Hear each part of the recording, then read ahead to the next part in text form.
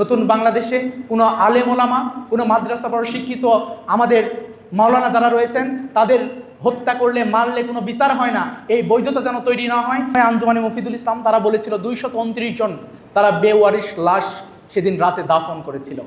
তারা যে টিভি চ্যানেলগুলো, পত্রিকাগুলো এবং সাংবাদিকদের সেখান থেকে কর্মচ্যুত করার মাধ্যমে নতুন একটি ফ্যাসিবাদী পথে হাঁটতে শুরু করেছিল।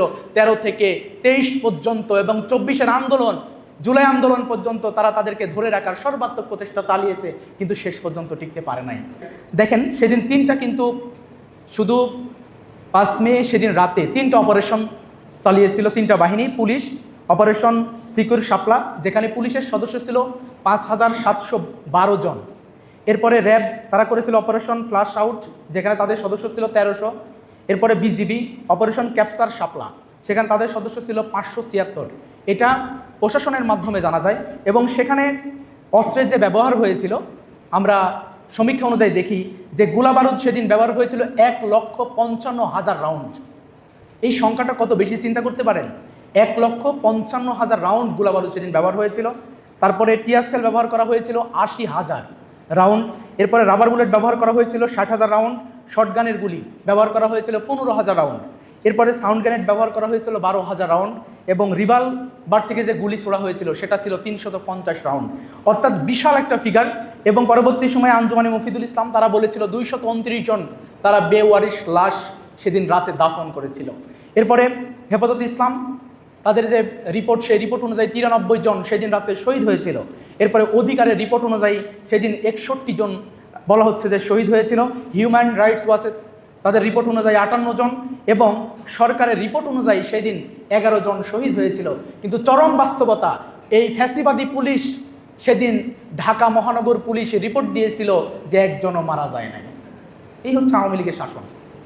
এত কিছু হলো, এত মানুষ মারা গেল, এত অস্ত্রের ব্যবহার হলো, তাহলে আওয়ামী লীগ কি প্রশাসন তৈরি করলো, কি পুলিশ তৈরি করলো, কি র্যাব তৈরি করলো, যারা 1,55,000 তারা গোলাবারুদ ব্যবহার করলো, যারা 80,000 পর্যন্ত টিয়ার সেল ব্যবহার করলো, যারা 60,000 পর্যন্ত রাবার বুলেট ব্যবহার করলো।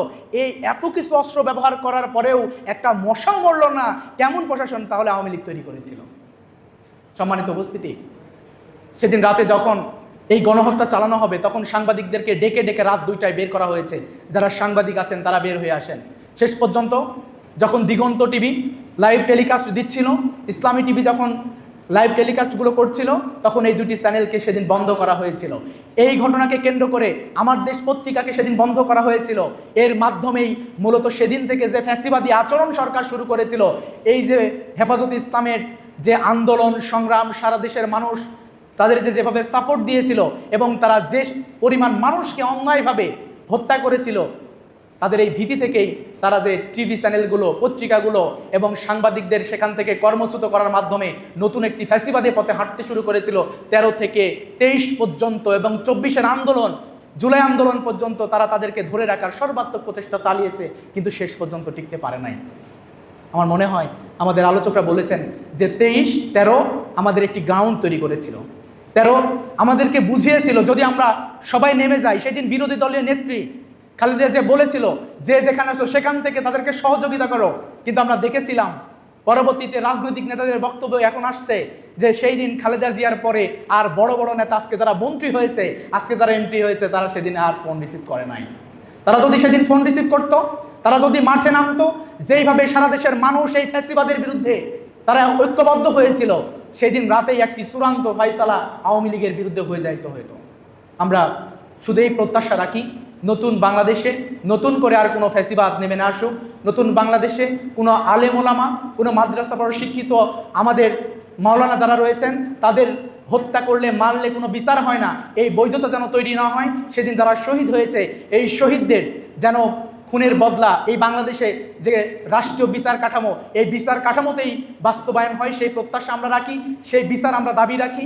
এবং আমরা দাবি রাখি হেফাজতে ইসলামের কাছে তারা আরও সুসংগঠিতভাবে জাতির জন্য, মুসলমানদের জন্য, ইসলামের জন্য তারা যে লড়াই করে যাচ্ছে, এই লড়াইকে আরও কীভাবে সুসংগঠিত করা যায় এজন্য তারা কাজ করে যাক। আমরা যারা বিশ্ববিদ্যালয়ে পড়ে স্টুডেন্ট রয়েছি, আমরা যারা বাংলাদেশে নতুন করে ফ্যাসিবাদ ফিরে না আসুক, এটা চাই। আমরা যারা ইসলামকে ধারক বাহক হিসেবে তাদের সাথে কাঁধে কাঁধ রেখে কাজ করতে চাই। আমরা সদা সর্বদা ইসলামের পক্ষে, ফ্যাসিবাদের বিপক্ষে আমাদের অবস্থান ছিল এবং থাকবে। আমরা তাদের প্রতি ধন্যবাদ এবং আপনাদের প্রতি ধন্যবাদ জানিয়ে আমার বক্তব্য এবং আজকের প্রোগ্রাম এখানেই সমাপনী করছি।